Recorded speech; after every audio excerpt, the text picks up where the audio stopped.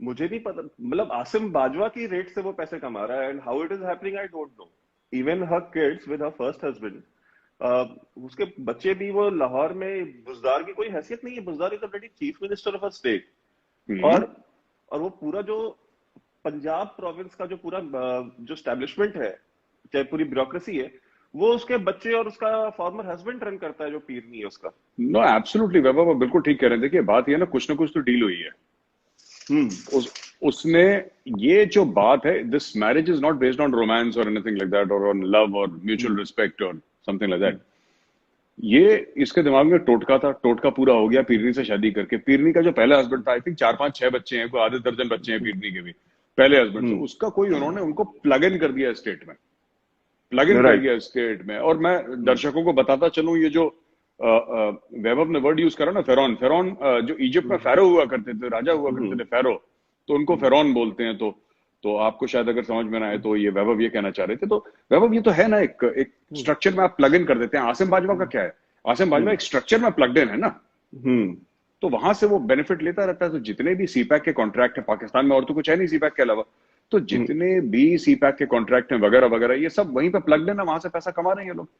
आशीर्वाद prime minister house से है, तो देयर इज नथिंग सरप्राइजिंग। ये होना था वैभव, ये होना था पाकिस्तान के साथ। इम्प्लोड कर रहा है। मेरे मेरे कुछ दोस्त हैं पाकिस्तानी, वो ये कहते हैं कि साहब अब हमें डर लगने लगा है, और इट्स हाई टाइम कि हम दूसरे मुल्कों के कागज भरें, क्योंकि यहाँ पे अब हमें लग नहीं रहा कि गुजारा होने वाला है। It's a problem, this is a problem, this thing is a problem with Pakistan. ये दिक्कत जाएगी पाकिस्तान में बहुत ज्यादा। उनका देखिए फाइनेंशियल मेस में है वो बहुत ज्यादा, राइट। ग्रे लिस्ट में है, तो सांस बिल्कुल आधी आ रही है उनकी, पूरी सांस नहीं आ राइट। रही। उनके यहाँ फिर से टेररिज्म ने सर उठाया। लेटली अगर आप देखें पॉलिटिकल उथल पुथल, ये जो पूरा हो रहा है ना floor of the national assembly में, कि अयाज सादिक कभी कुछ बोल रहे हैं और कभी कुछ, ये अपने चौधरी फवाद कुछ बोल रहे हैं, और कुछ, ये मुझे नहीं लगता कि ये वन ऑफ चीजें हैं। ये एक दूसरे के पीछे पड़ चुके हैं, it's a fight to the death. और इसमें शामिल है वैभव वहां का चीफ ऑफ आर्मी स्टाफ, और शामिल है उनके कोर कमांडर। उनके आशीर्वाद के बिना क्या होता है वहां पे, राइट।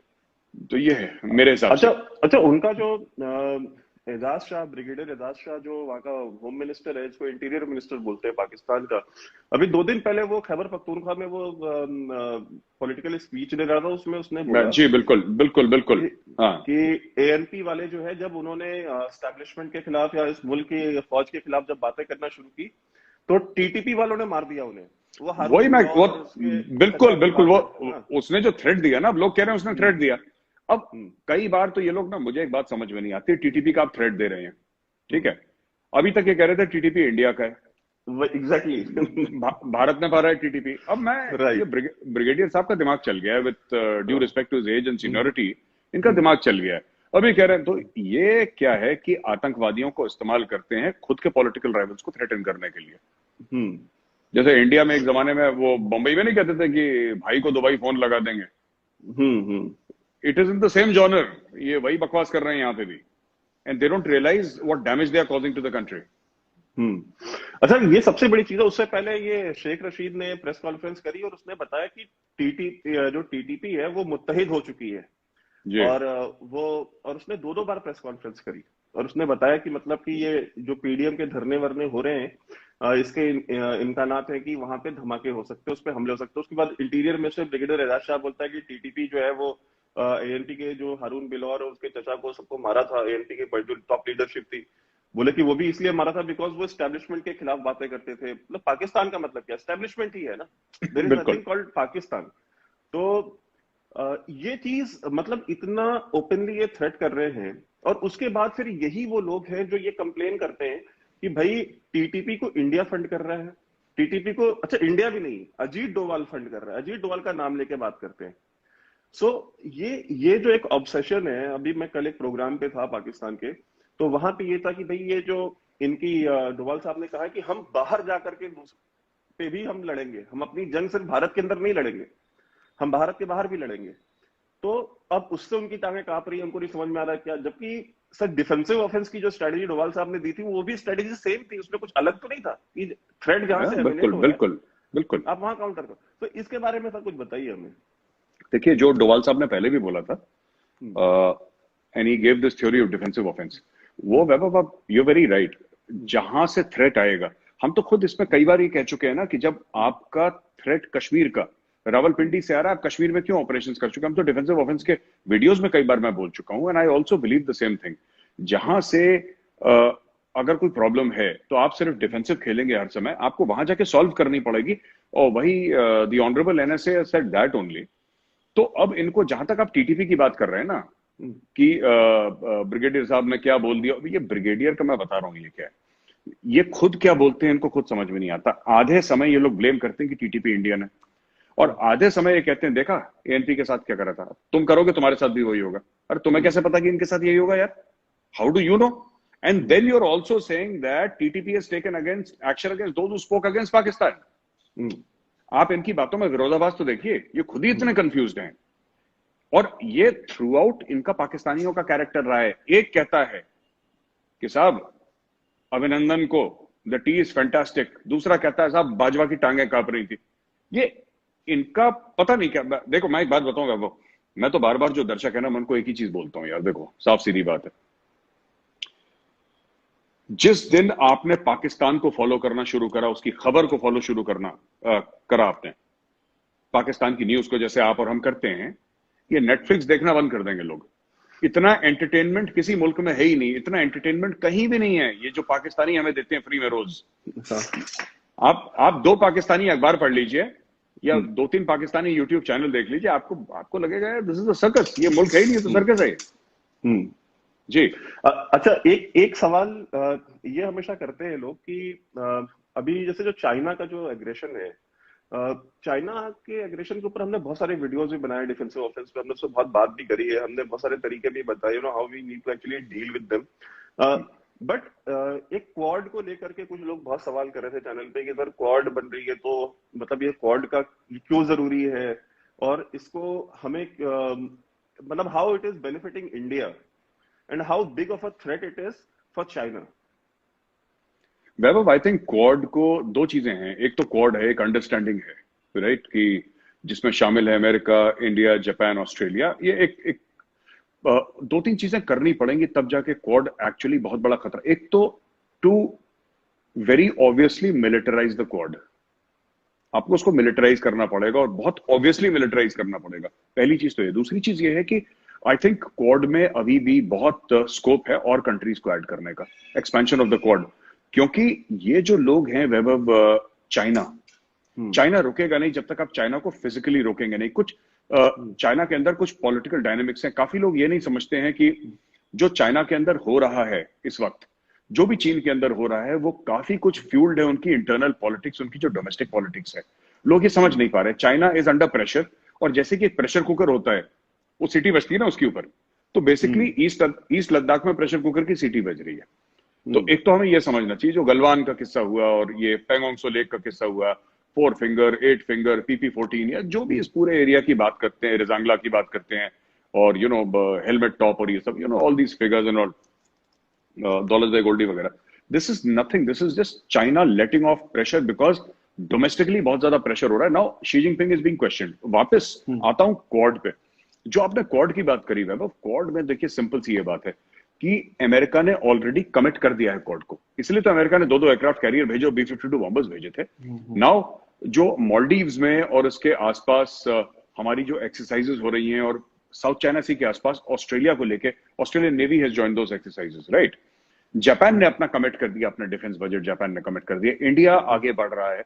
सो आई थिंक इसको एक फॉर्मल स्ट्रक्चर में लाके प्रॉपरली बहुत जल्दी, एंड आई एम श्योर हो भी रहा होगा, शायद हमें नहीं पता होगा, हो भी रहा होगा पीठ पीछे, क्योंकि अभी तक तो मोदी जी और डोवाल साहब ऐसे ही काम करते हैं कि मोदी जी का थोड़ा सा दिमाग भी ऐसे ही चलता है ना, एक दिन मित्रों आज से 370 नहीं है, वो कोई कह देंगे मित्रों आज से क्वाड है, तो क्वाड हो जाएगा। पता लगा कि 1 साल से 2 साल से बिल्डिंग बन रही थी, राइट। बॉम्बे में या साउथ में कहीं सी के पास एक बिल्डिंग बन रही थी, ये क्वाड का headquarter, nobody knows, so he will do it, and he will do it immediately without any warning. तो वेब militarisation of the quad, expansion of the quad, and understanding that China is your enemy. देखिए पाकिस्तान किसी गिनती में नहीं आता, वो हमारे पार्टीशन से कुछ छूटी हुई चीजें हैं, तो हमें लगता है कि पाकिस्तान पाकिस्तान देखिए ज्यादा से ज्यादा क्या कर सकता है, जिहादी भेज देगा, ड्रग्स भेज देगा, इससे ज्यादा पाकिस्तान क्या करेगा? और क्या कर चुका है पाकिस्तान आज तक? 1999 में उसने कारगिल करा था, तब तो पैर जाके पकड़ लिए थे वहां पे बिल क्लिंटन के, वॉशिंगटन में। Militarily Pakistan is zero. मैं आपको एक और बात बताता हूं, विदाउट चाइनीज सपोर्ट अगर पाकिस्तानी आर्मी, नेवी और एयरफोर्स पूरी की पूरी मोबिलाइज करती है वैभव, ये 2 हफ्ते के अंदर पूरा मुल्क बैंकरप्ट हो जाएगा। इनके पास इतना पेट्रोल नहीं है कि मोबिलाइज करते हैं पूरी फौज को।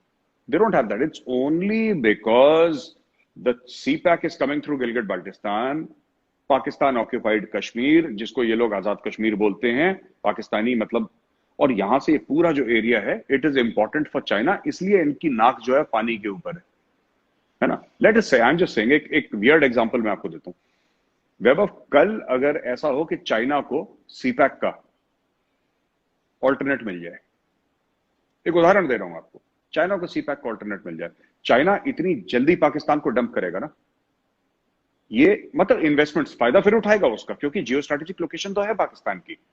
And as far as India, अगर आप इंडिया में खड़े होकर देखें तो it's gateway to Central Asia, इसमें कोई दो राय है नहीं। And Iran can not be trusted, I don't trust Iran यार, in spite of Chabahar port और एनीथिंग, मेरे दिल से मतलब honestly speaking, and I think you share my views on this, Iran तो है ही ऐसा, मतलब ना, इट्स अ गॉन केस यार, यू कांट ट्रस्ट ईरान। तो जो लैंड रूट की बात करते हैं ना सेंट्रल एशिया में, वो तो हमारे लिए इंपॉर्टेंट है। बाकी land route to Central Asia और Afghanistan, even for the coalition forces जो अफगानिस्तान में ऑपरेट कर रही हैं, उनके लिए भी इंपॉर्टेंट है। लेकिन अगर चाइना को यह पता लगता है कभी कि देयर इज एन ऑल्टरनेटिव, और मैं बता रहा हूं, ऑयल आना है जैसे वहां से, ये सीपैक का क्या कर रहे हैं, एक तरफ से ऑयल आएगा, एक तरफ से फिनिश गुड्स आएंगी, ये यही मसला है ना, राइट।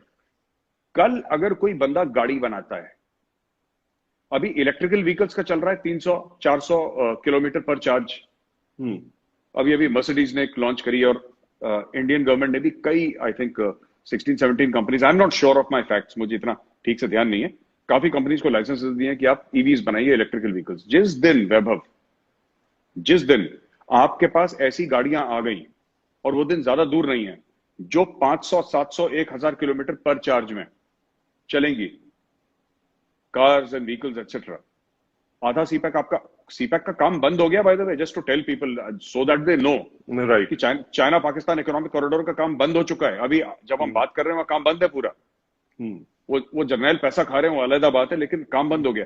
तो the day that happens no, it is going to be very detrimental for China. ये पूरी तेल की इकोनॉमी, ये सब ना, एवरीथिंग विल चेंज। तो वर्ल्ड बहुत फास्ट मूव कर रहा है, and I think Quad is the answer to China. China को ठोकना पड़ेगा वैभव एक बार ना, China must take a solid hit, तब जाके उनको बात समझ में आएगी। ये जो हम टॉक्स करते हैं ना, कोर कमांडर लेवल की टॉक्स, ये कमांडर लेवल की talks, I don't think China takes all these talks seriously यार। मुझे नहीं लगता चाइना सीरियसली लेता है इन टॉक्स को। वो हम ही लोग हैं, हमारी आदत है ना कि चलो बात करके कुछ मसला सुलझाते हैं। चाइना को कोई इंटरेस्ट नहीं है, उनको जाके गिरा दो कोई चाइनीज सोल्जर्स, तो अपने बातचीत करने के लिए आ जाएंगे वो। राइट। अच्छा सर, हम एक चीज ये भी देखते हैं कि सऊदी अरेबिया जो है, सऊदी अरेबिया ने नवाज शरीफ के ऊपर बहुत इन्वेस्टमेंट करी है। जब मुशर्रफ ने इनको एग्जाइल में भेजा था, तो नवाज शरीफ को सऊद फैमिली के ही कहने पे जिंदा छोड़ा गया था, otherwise they had plans to kill Musharraf, sorry kill Nawaz Sharif. So ये चीज है, और उन्होंने कई सालों तक उनको, नवाज शरीफ को अपने यहाँ अपना जो है रॉयल गेस्ट बना करके रखा। जेद्दा में पैलेस है उसका भाई, जेद्दा में पैलेस में रहा वो 10 साल। And that palace was also built by the Saudis only, and it was gifted to Nawaz Sharif. Correct. And secondly, I have seen ये जो पीडीएम का पूरा जो शुरू है पाकिस्तान के अंदर, या नवाज शरीफ की जो इतनी हिम्मत हुई कि वो जनरल फैज जो कि आईएसआई चीफ है और आर्मी चीफ का नाम लेकर के बात कर रहे हैं, और ये इंडिकेशंस दे रहे हैं कि मेरे सीने में बहुत राज है। और उनके जो पार्टी लीडर्स है, अयाज सादिक ने एक्सप्लेनेशन दी है, बट उन्होंने वो अपनी बात से पीछे नहीं हटे जो उन्होंने पार्लियामेंट में कहा था। और पाकिस्तानी और अयाज सादिक ने भी बोला है कि मेरे सीने में कई राज है। हाँ, अयाज सादिक ने भी ये बात बोली कि मेरे सीने में कई राज है, क्योंकि भाई वो स्पोक्स पर्सन रहा है, मतलब वो स्पीकर रहा है वहां की नेशनल असेंबली का, पार्लियामेंट का।